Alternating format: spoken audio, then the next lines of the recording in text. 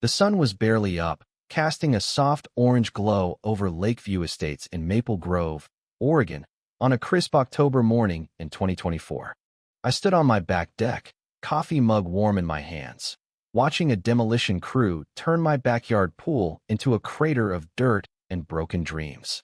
The air was thick with the growl of an excavator and the sharp scent of churned earth. My husband, Ethan, stood beside me, his hand resting on my shoulder, a quiet anchor in the storm I'd unleashed.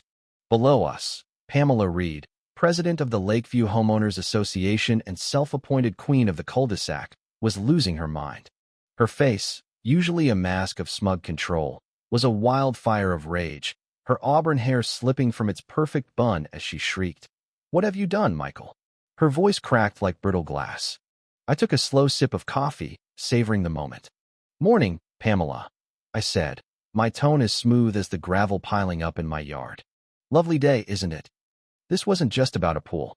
It was about power, pride, and a secret buried deeper than the concrete they were ripping out. Let me take you back to how it all started. 3 years ago, Ethan and I bought our dream home in Maple Grove. We'd saved every penny, skipped vacations, and eaten instant noodles to afford this slice of suburban paradise. The house was nice, but the backyard was the real Prizia-wide, sunny lot begging for a pool. I spent months digging it myself, shovel by shovel, my hands blistered but my heart full. Ethan would bring me iced tea, laughing at my stubbornness, but he saw the vision too. Summer barbecues, kids we didn't yet have splashing under the stars. For a year, it was perfect. Then Pamela Reed became HOA president. At first, she seemed harmless, just another neighbor with a clipboard and a smile too tight to be genuine. But then came the letter, a friendly reminder that our pool needed architectural committee approval. We were halfway done, so I panicked, called her, and groveled. She was syrupy sweet, saying, "Oh, don't worry, Michael, just a formality. We're all friends here." I submitted the plans, got retroactive approval, and thought we were in the clear. I was wrong. Trouble started when Pamela's kids, two mini tyrants with her same entitled smirk, found a loose board in our fence. They turned our pool into their personal playground, leaving soggy towels and half-eaten candy bars in their wake. I tried reasoning with them. "Hey kids, ask first, okay? This is our yard." They just stared, then cannonballed, soaking my work clothes. When I went to Pamela, she brushed me off. "Boys will be boys, Michael. It's about community." Then the violation notices started. $50 for an unsecured facility, $100 for impeding community access. I locked the gate. They climbed the fence. I installed a camera. She fined me for privacy violations.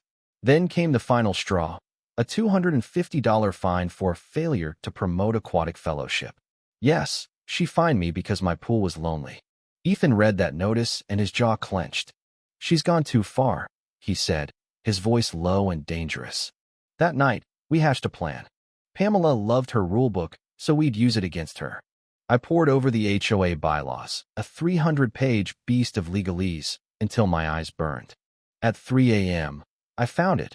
Article 7, Section 4, Subsection B.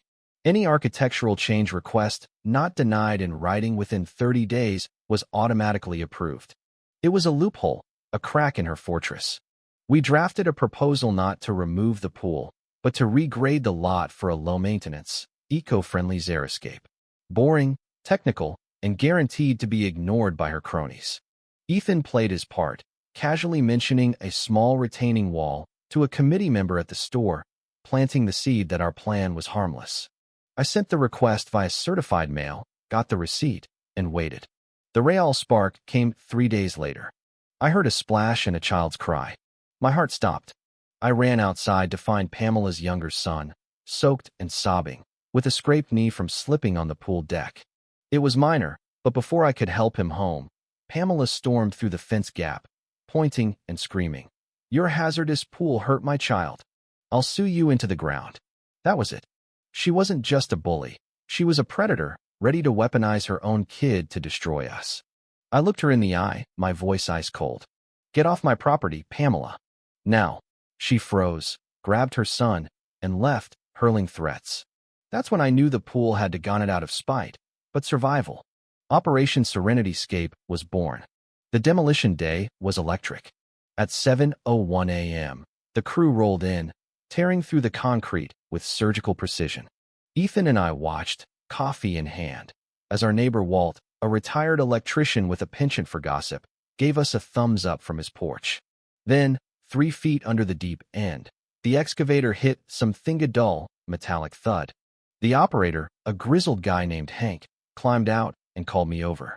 There, in the mud, was a rusted green footlocker, old and heavy, with no markings. It wasn't ours. I dug this hole myself. This was buried before we bought the house.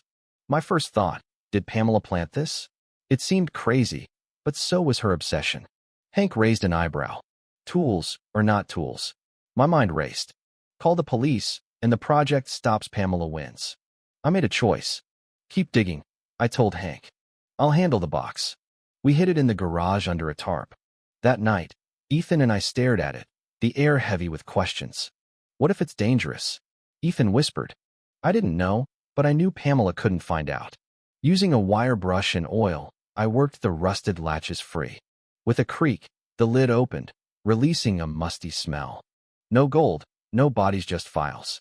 Stacks of manila folders, ledgers, and brittle papers labeled Lakeview HOA Land Acquisition Files, 2005. We spent hours reading. It was a story of greed. The original developer bribed the first HOA board, including Pamela's husband, Victor, to approve shoddy construction and zoning violations. Victor, the treasurer, funneled donations into a slush fund. Pamela, the secretary, signed as witness. Her obsession wasn't about my pull, it was about keeping this secret buried. Then we found the real bombshell, a plat map from 2004, before the houses were built. My lot, number 37, was circled with Victor's handwriting, common area designation to be lost in final filing. Per agreement with city clerk. Bonus payment pending. Our house was built on stolen land, meant for a park or community space, sold illegally for profit. If this came out, our title could be void. Pamela's harassment wasn't about control. It was about fear we'd dig too deep. Our victory could cost us our home. We couldn't use the land issue without risking everything, so we focused on the financial crimes. Kickbacks, fake invoices, a slush fund that paid for Pamela's new patio. We needed allies. Walt became our scout, connecting us with neighbors Pamela had crushed like Mrs. Larson, find over a wrong fence color, or the Nguyen's, forced to remove a patio for Pamela's friend's view. We showed them proof of her theft, building a quiet army. One night, we collected signatures for an emergency HOA meeting, citing financial mismanagement. By dawn, we had nearly half the neighborhood. I slipped the petition through Pamela's mail slot, giving her 24 hours to panic. The meeting was a powder keg. The clubhouse was packed, the air electric with a coming storm. Pamela strode in, her black suit sharp as her glare, flanked by her loyalists. She tried to grab the microphone, but I held firm. The bylaws say we set the agenda, I said, staring her down. She sat, seething. I laid it out. The fake invoices, the slush fund, the Hawaii trip disguised as clubhouse repairs. My team passed out copies, and the room erupted. Neighbors shouted thief as Pamela's denials drowned in their fury. Then I played my ace. I dug up my yard, Pamela, and found something about Lot 37. I know you and Victor stole this land from the community. Her face went white, her eyes wide with terror. She knew I had her.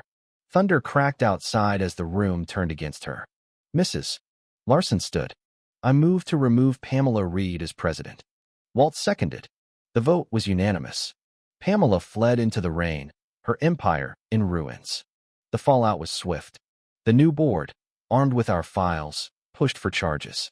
Pamela and Victor took a plea deal, paying crippling restitution.